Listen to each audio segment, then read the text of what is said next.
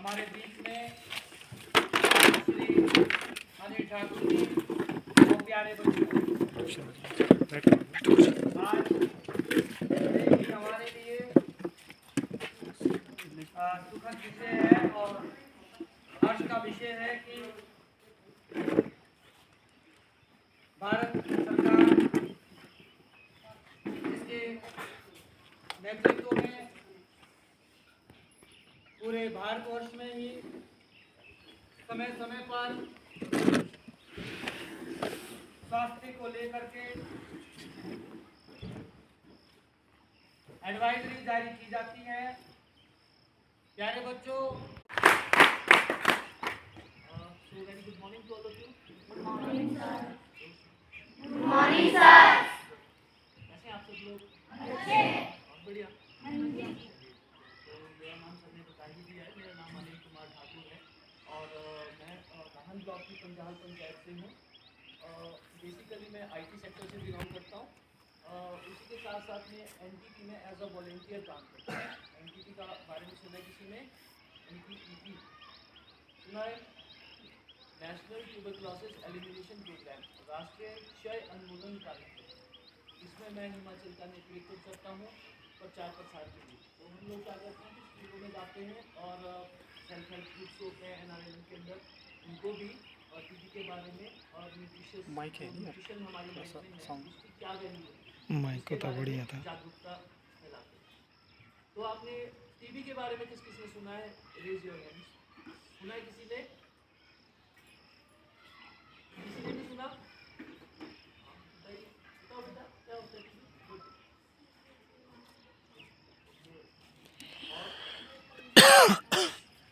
कमजोरी के कारण और बस तालियां। आप हाथ खड़ा कर दीजिए, बताओ।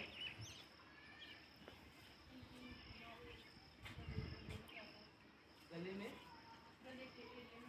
गले के एरिया में और बस तालियां के लिए। चलिए, एक्चुअली जो टीबी है, टीबी एक ऐसी बीमारी है जिसे हमारे समाज में आज भी घृणित बीमारी माना जाता है कि जिसे टीबी हो गया है उसके पास नहीं जाना, उससे बात नहीं करनी, उससे हाथ नहीं मिलाना, उसे समाज से थोड़ा अलग कर दिया जाता है। ऐसा होता है ना? हाँ, होता है। और उसके बाद आपको पता है कि टीबी से लगभग भारत में हर साल 4.5 लाख लोगों की मृत्यु होती है। हमारे हिमाचल में 600 से 700 लोग हर साल जो है ट्यूबरक्लोसिस की वजह से उनकी भी मृत्यु हो जाती है। सबसे बड़ी बात है कि हमारे समाज में आज भी टीबी को लेकर बहुत सारी गलत धारणाएं हैं। हम उन पर बात नहीं करना चाहते, टीबी के बारे में कोई बात नहीं करना चाहता, और अगर बात करते हैं तो वो नेगेटिव तरीके से बात करते हैं, पॉजिटिव तरीके से बात नहीं करते।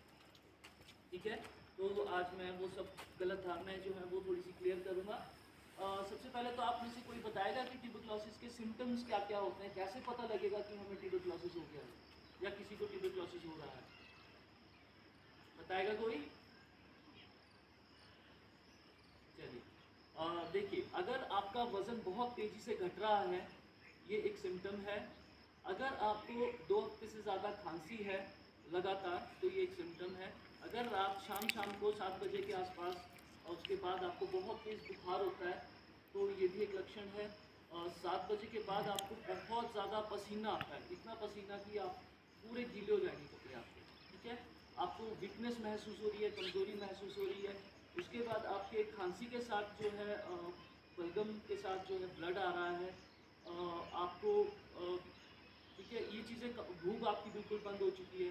तो ये कुछ सिम्टम्स हैं जिनसे ये पता लगाया जा सकता है कि ये ट्यूबरक्लोसिस के लक्षण हैं। ठीक है, बेसिकली क्या होता है कि हम लोग ये मानने को तैयार नहीं होते कि मुझे ट्यूबरक्लोसिस हो गया है, और अगर ऐसा होता भी है तो हम लोग ज़्यादातर क्या करते हैं, प्राइवेट हॉस्पिटल्स में या प्राइवेट डॉक्टर्स जो बैठे होते हैं उनसे दवाइयाँ ले लेते हैं, गाँव गली में होती है ना, या फिर हम क्या करते हैं कि पंडिताई इलाज की तरफ चले जाते हैं। ऐसा होता है। देखिए, ये चीज़ हमें करनी चाहिए। हमारा इलाका है हिमाचल देवभूमि है, तो ये भी एक इसका हिस्सा है हमारी लाइफ का, इसे भी करें, पर मेडिकल साइड में पहले। इलाज पहले, उसके बाद आप जो मर्जी कीजिए। ट्यूबरक्लोसिस का मैंने आपको सिम्टम्स बता दिए कि ये सिम्टम्स होते हैं, लेकिन आपको ये भी पता होगा कि ट्यूबरक्लोसिस के 4 जो है स्टेजेस होती हैं, है ना। और जो सबसे लास्ट स्टेज होती है XDR बोलते हैं उसको, उससे नीचे TDR के बाद MDR के बाद नॉन ट्यूबरक्लोसिस। तो जो XDR होती है वो बहुत खतरनाक स्टेज होती है, उसमें व्यक्ति को बचाना बहुत मुश्किल होता है, ठीक है।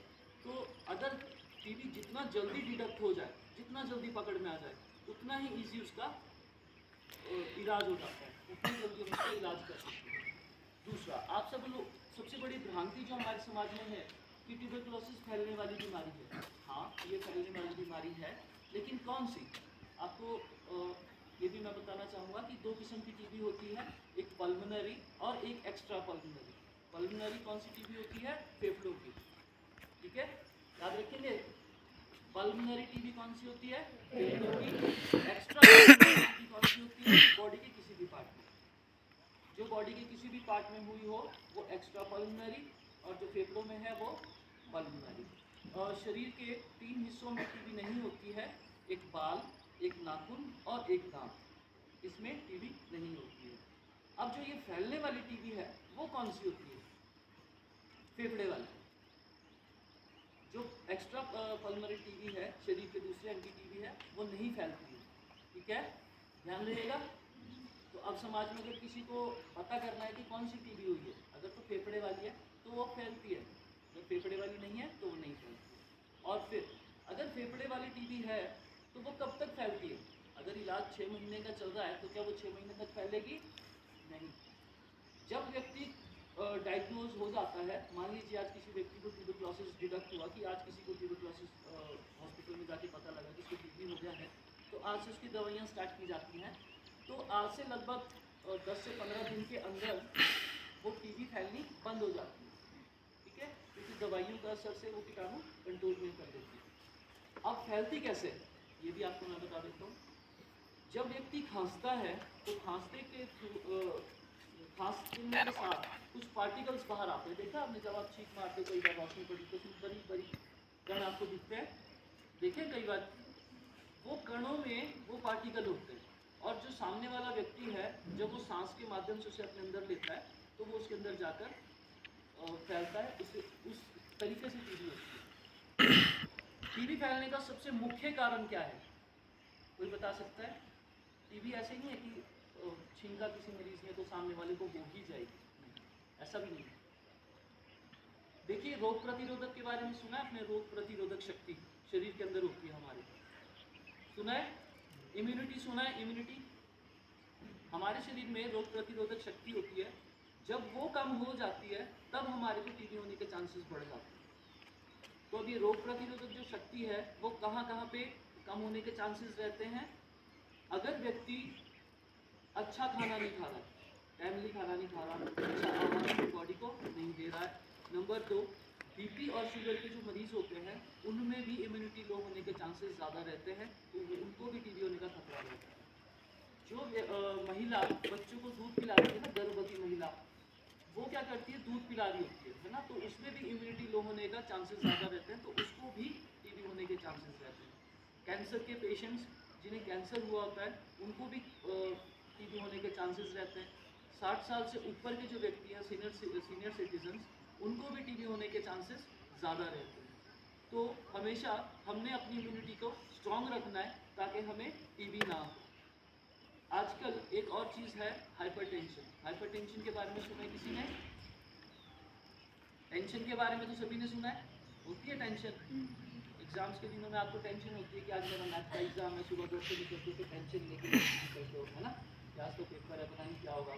फिर स्कूल में आते हो तो टेंशन तब भी हो रही होती है, पेपर दे रहे हो तो टेंशन तब भी हो रही होती है, लेकिन जब पेपर दे देते हो दिन में, उसके बाद टेंशन खत्म, है ना, कि दे दिया आपको जो होती है, यही होता है। तो ये है टेंशन जो थोड़ी देर के लिए होती है। हाइपर टेंशन क्या होती है?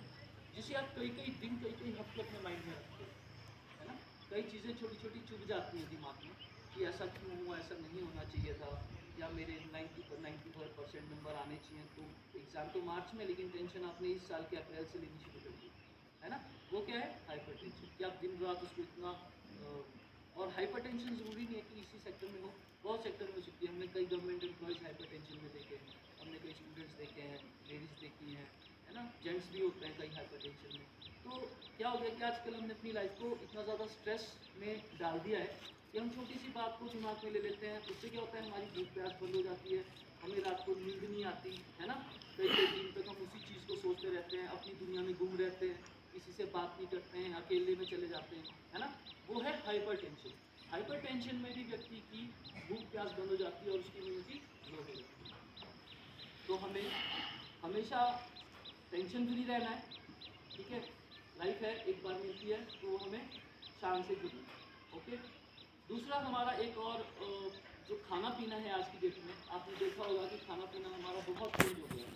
हम लोग केमिकल्स का इस्तेमाल कर पा रहे हैं और खाना पीना भी जो हम खा रहे हैं वो हमने अपना पुराना खाना छोड़ दिया। मक्की की रोटी शायद बहुत कम बच्चे खाते होंगे, है ना। नाश्ता कौन कौन करके आया सुबह, और जो नहीं करके आया अब वो हाथ खड़ा करो। और ईमानदारी से 6 ये नाश्ता करके नहीं आए, है ना। अब खाना कितने बजे खाओगे तुम लोग, दिन में 12 साढ़े 12 बजे, है ना। तब तक क्या हुआ, आपके शरीर को जो ज़रूरत थी वो आप नहीं दे रहे उसे। तो नाश्ता सुबह हमेशा करके निकलो, अच्छा खाना खाओ। क्यों पढ़ रहे हो अभी पढ़ क्यों रहे हो, पैसा कमाने के लिए, एचएस बनने के लिए, आईएएस बनने के लिए, डॉक्टर बनने के लिए, है ना। और उससे भी क्या करोगे, अच्छा पैसा कमाओगे, और फिर क्या करोगे, उस पैसे से खाना खाओगे, है ना। तो जब उस टाइम जाके आपने खाना खाना है, आज से अच्छा खाना खाओ ना। आज अगर एक आपकी अच्छी बॉडी होगी, फिट बॉडी होगी, आपके कईयों के सपने होंगे कि मुझे डॉक्टर बनना है, इंजीनियर बनना है ना, साइंटिस्ट बनना है। वो कब बनोगे, कब बनोगे, अगर आज आप फिट हो गए, पढ़ने लायक हो गए, है ना।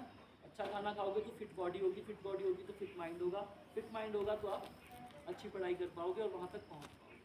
तो मेन है खाना। खाने को हमेशा नेचुरल खाना, natural means God gifted food. हम आज क्या खा रहे हैं, मैन मेड फूड, जो आदमी ने बनाया। चाउमीन किसने बनाई, आदमी ने। मोमोज किसने बनाए, आदमी ने। बर्गर किसने बनाया, आदमी ने। पास्ता पिज़्ज़ा मैगी किसने बनाई, आदमी ने।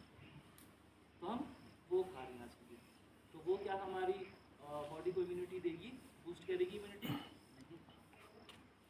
हमें क्या खाना चाहिए, गॉड गिफ्टेड फूड, दूध घी दही। आप लोग यहाँ में से खाते हो, दूध घी बहुत होता है यहाँ पे, ठीक है। हमारा पुराना मंडुआ होता था, है ना, मोटा अनाज, भूखा है ना, ये खाते थे। लेकिन आज बच्चे इसको नहीं खाते।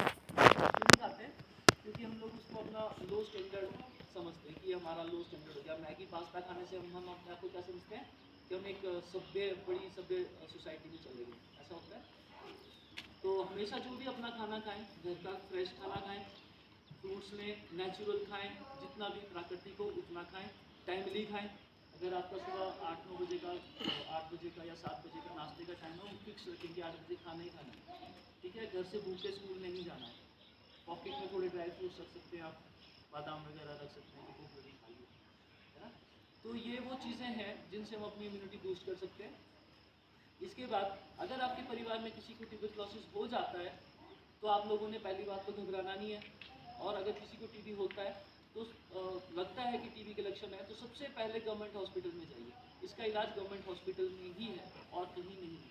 इसका पूरा ट्रीटमेंट फ्री है, टेस्ट फ्री है, ठीक है।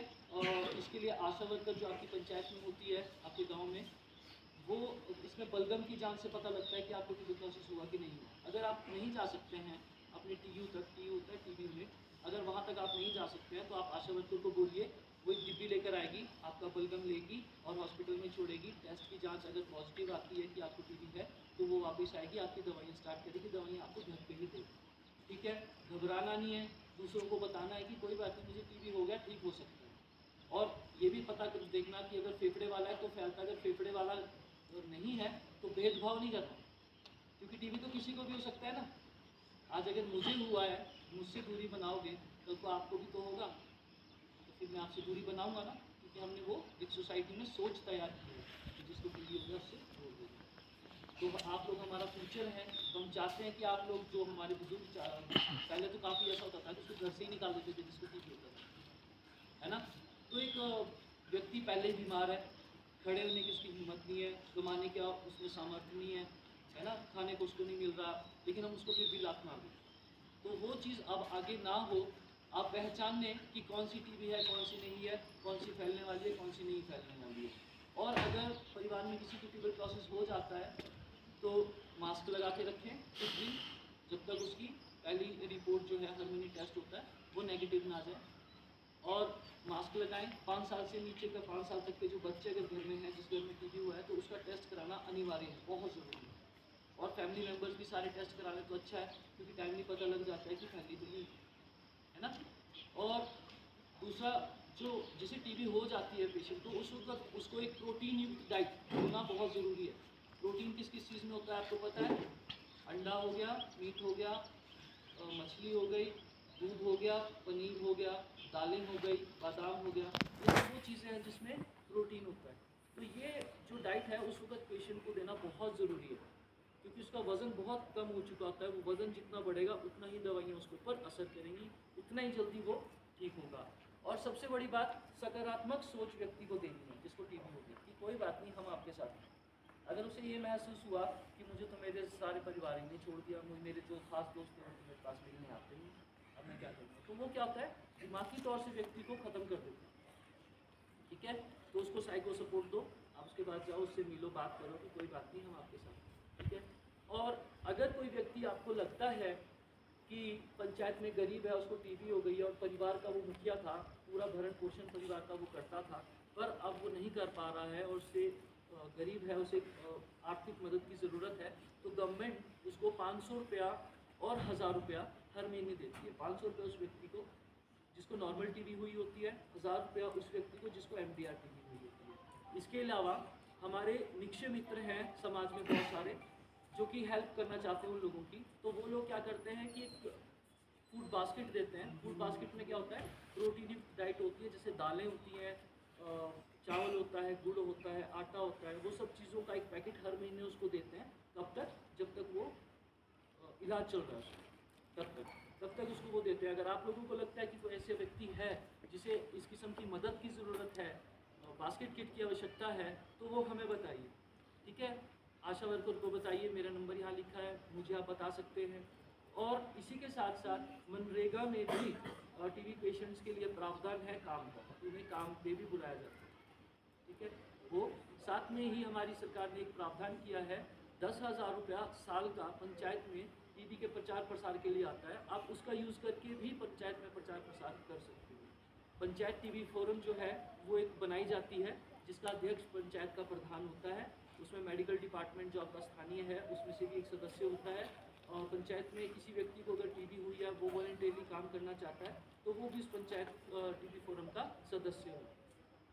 ठीक है, किसी को कुछ पूछना है इस विषय में? कोई सवाल, कोई क्वेश्चन न्यूट्रिशन को लेके? नहीं? चलिए, अच्छा, 24 मार्च, हर साल का 24 मार्च जो होता है वो वर्ल्ड टीबी डे के तौर पर मनाया जाता है, विश्व क्षय रोग दिवस के तौर पे। तो हम लोग हर साल एक नारा लॉन्च करते हैं जो पूरे भारत को देते हैं। तो हमारा जो नारा होगा इस साल का वो है, टीबी हारेगा देश जीतेगा। तो अभी हम वो नारा लगाएंगे, तो उसमें एक एक्शन भी हम करेंगे कि जब हम कहेंगे टीबी हारेगा तो हम ऐसे कहेंगे, जब हम कहेंगे टीबी जीतेगा, जो देश जीतेगा, तो हम ऐसे करेंगे। यानी कि टीबी हारेगा देश जीतेगा। ठीक है, 3 बार हम ये करेंगे। राइट, रेडी, स्टार्ट करें? ओके, सो टीबी हारेगा देश जीतेगा, टीबी हारेगा देश जीतेगा, टीबी हारेगा देश जीतेगा। Thank you.